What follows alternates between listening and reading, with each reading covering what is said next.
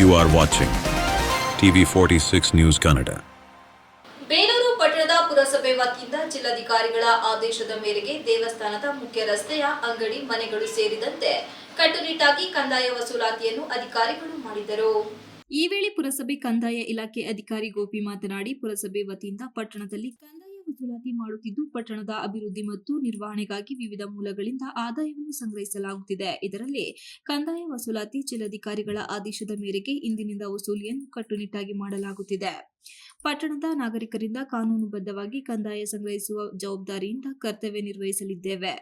ಇದರ ಜೊತೆಯಲ್ಲಿ ನಮ್ಮ ಇಲಾಖೆ ಅಧಿಕಾರಿಗಳ ಜೊತೆ ಕಂದಾಯ ಪಾವತಿಸುತ್ತಿರುವವರು ಸೌಜನ್ಯದಿಂದ ವ್ಯವಹರಿಸುವಂತೆ ಮತ್ತು ಕಂದಾಯ ನಿಯಮಗಳು, ಅದರ ಕಾರ್ಯವಿಧಾನಗಳ ಬಗ್ಗೆ ನಾವು ಅವರಿಗೆ ತಿಳಿ ಹೇಳಿ ಜಾಗೃತಿ ಮೂಡಿಸುವ ಕೆಲಸ ಮಾಡುತ್ತಿದ್ದೇವೆ ಎಂದರು. ನಂತರ ಬಿಲ್ ಕಲೆಕ್ಟರ್ ಗಣೇಶ್ ಮಾತನಾಡಿ, ಜಿಲ್ಲಾಧಿಕಾರಿ ಹಾಗೂ ಕಂದಾಯ ಇಲಾಖೆ ಅಧಿಕಾರಿಗಳ ಆದೇಶದ ಮೇರೆಗೆ ಇಂದು ಎಲ್ಲೆಲ್ಲಿ ಬಾಕಿ ಇರುವ ಕಂದಾಯ ಕಟ್ಟುವುದು ಅಲ್ಲಿ ತೆರಳಿ ಆದಷ್ಟು ಬೇಗ 2 ದಿನಗಳಲ್ಲಿ ಕಂದಾಯ ಕಟ್ಟುವಂತೆ ಎಚ್ಚರಿಕೆ ನೀಡಿದ್ದೇವೆ. ಸಂಗ್ರಹಿಸಿದ ಸಮಗ್ರ ದಾಖಲೆಗಳನ್ನು ನಿಖರವಾಗಿ ನಿರ್ವಹಿಸಲಾಗುತ್ತದೆ. ಬಾಕಿ ಇರುವ ಕಂದಾಯ ವಸೂಲಿ ಮಾಡಲು ಕಾನೂನು ಕ್ರಮ ಕೈಗೊಳ್ಳಲಾಗುವುದು. ಬಂದಂತ ಕಂದಾಯ ವಸೂಲಿ ಪುರಸಭೆಯ ಸುಗಮ ಕಾರ್ಯನಿರ್ವಹಣೆಗೆ, ರಸ್ತೆ ನಿರ್ಮಾಣ, ಸ್ವಚ್ಛತೆಗೆ, ನೀರು ಸರಬರಾಜು, ಒಳಚರಂಡಿ ಸೇರಿದಂತೆ ಮುಂತಾದ ಪಟ್ಟಣದ ಅಭಿವೃದ್ಧಿ ಕಾರ್ಯಗಳಿಗೆ ಬಳಸಲಾಗುತ್ತದೆ ಎಂದರು.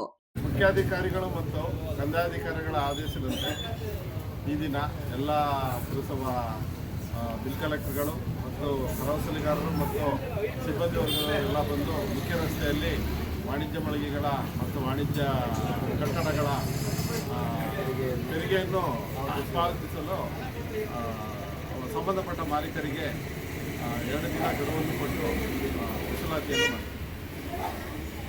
ಮಾನ್ಯ ಜಿಲ್ಲಾಧಿಕಾರಿಗಳ ಆದೇಶದಂತೆ ಆದೇಶದಂತೆ ಹಾಸನ ಜಿಲ್ಲೆಯಲ್ಲಿ ಕಂದಾಯ ಬಾಕಿ ಇರುವಂಥ ಸಂಬಂಧಪಟ್ಟ ಬಾಕಿಗಳನ್ನು ಎಲ್ಲ ಪ್ರತಿಯೊಂದು ಸ್ಥಳೀಯ ಸಂಸ್ಥೆ ಅಲ್ಲಿ ವಸೂಲಿ ಮಾಡಲು ಕಟ್ಟುನಿಟ್ಟಾಗಿ ಆದೇಶ ಮಾಡಿರೋದ್ರಿಂದ ನಾವು ಬೇಲೂರು ಪುರಸಭೆಯಲ್ಲಿ ಪ್ರಪ್ರಥಮವಾಗಿ ಮುಖ್ಯ ರಸ್ತೆಯಲ್ಲಿ ಕಂದಾಯ ಬಾಕಿ ಉಳಿಸಿಕೊಂಡಿರೋರಿಗೆ ತಿಳುವಳಿಕೆ ಪತ್ರ ನೀಡಿ 2 ದಿವಸಗಳು ಕಂದಾಯ ಪಾವತಿಸಲು ಸಹಕಾರ ನೀಡಿ ಮತ್ತು ಬೇಲೂರು ಅಭಿವೃದ್ಧಿಗೆ ಸಹಕಾರ ನೀಡಲಿ ಎಂದು ಎಲ್ಲರೂ ಕಚೇರಿ ಸಿಬ್ಬಂದಿಯೊಂದಿಗೆ ವಸೂಲಾತಿಗೆ ಹೋಗುತ್ತಿದ್ದೇವೆ.